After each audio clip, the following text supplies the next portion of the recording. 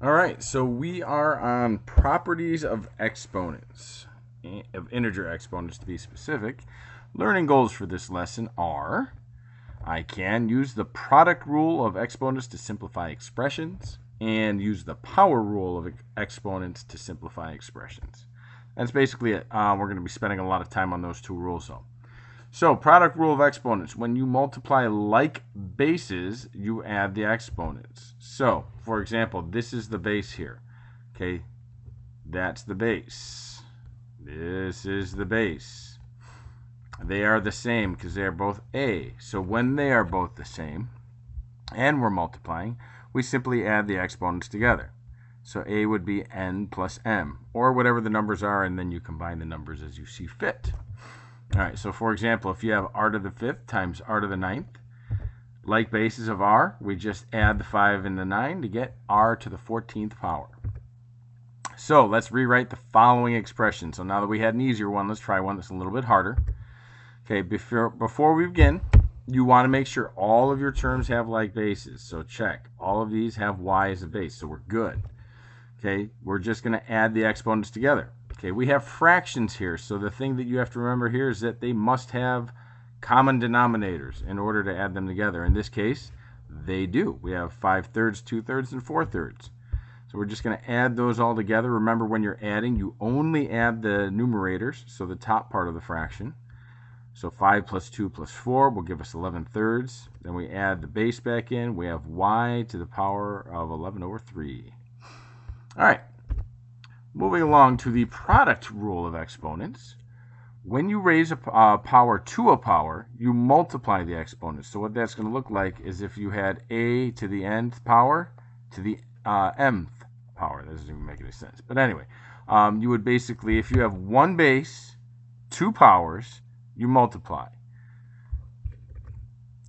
So if we had y to the -7 and then the quantity of that to the -8, we just go ahead and we multiply the exponents together. -7 times -8, which gives us y to the 56th power.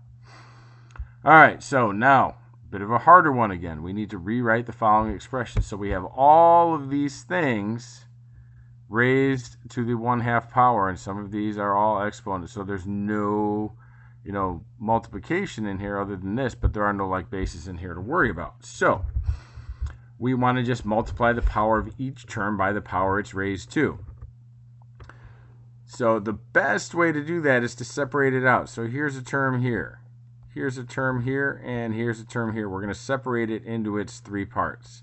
16 to the 1/2 power, s to the 8th power times 1/2, t squared times 1/2, because again, we have one base, two powers, one base, two powers, and then that's just a constant. So when we do that, okay, remember now we have 16 to the 1st power, and then that's a square root symbol, because this bottom part will go out in front and it will turn into a radical. And then we have 8 times 1/2, which is 4, 2 times 1/2, which is 1. We can eliminate this one because anything in the 1st power is just itself. So 16, the square root of 16 is just 4. So 4, s to the 4th, t. So the thing to keep in mind here that you haven't kind of seen and that we might want to touch on is if you have a number that has something like, say we have a to the b over c. Okay, this bottom number here will go out in front with a radical. So it would be c radical a, and then this b would stay with the a. And then we're gonna spend a little bit more time on this on an upcoming lesson, but I just wanted to kind of touch on that now so you know where I got that stuff. All right, rewrite the following expression. So notice we have two different variables. We have m's and we have n's. All right, so what we're going to do is we are going to combine our like terms. Not combine as in add them, just kind of separate them out. So we have this 6 times 2. All right, we're going to take this and we're going to pull that out because these are the coefficients, and we're going to pull those out and we're going to multiply those. All right, 6 times 2, and then we also have a 7. All of this is getting multiplied together. So 6 times 2 times 7 equals 84. 6 times 2 is 12. 12 times 7 is 84. So that's where we got this, and we're also multiplying by that. We have m's. Remember, so 1, 2 bases, 1, 2 powers. When we have the same number of bases and powers, we add them. 5 over 7 plus 2 over 7. And then same with the n variable. All right, so 5 sevenths plus 2 sevenths, and then we have n, and then we have 1/3 and 1/4. Those have different denominators, so we're going to have to find a common denominator there. Okay, this becomes 7 over 7. All right, so that's why that just becomes 1. So we don't need to write that power there. 1/3 plus 1/4, common denominator would be 12. So we multiply the top and the bottom of the first one by 4. So 4 over 12. To get 12 on the bottom here, we need to multiply by 3, which is how we get the 7 over 12 that you see here. Okay? So a little bit trickier, but you'll have a few practice problems like that, so you should get the hang of it. The main thing to keep in mind is to just make sure, again, notice how I put one underline under the m's, 2 lines underneath the n's, and I circled the coefficients. You probably want to do something like that.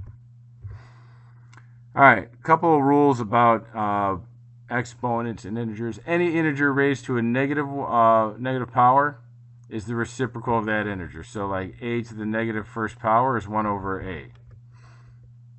Okay, 3 to the negative first power is 1 over 3. If you had 15 to the negative first power, what would it be? 1 over 15. When you divide like bases, and we're just touching on some of these rules. If you don't see it in the example, then you don't need to worry so much about it, but you should be exposed to this. So when you divide like bases, you're subtracting. So it's the opposite of when you multiply like bases. So if this had been before a to the n times a to the m, that would have been the same as a to the n plus m, right? Well, now this is division, which is multiplication and division kind of go hand in hand. So, but they're opposites, so we do the opposite. We subtract. All right? If we had x to the 5th over x to the 3rd, we'd subtract 5 minus, we'd do 5 minus 3 to get x squared. Okay? X to the 12th divided by x to the 4th gives us x to the 8th. Another rule, any number raised to the 0 power is 1. Doesn't matter what it is. 3 to the 0 power, 1. Okay, 10 to the 0 power, 1.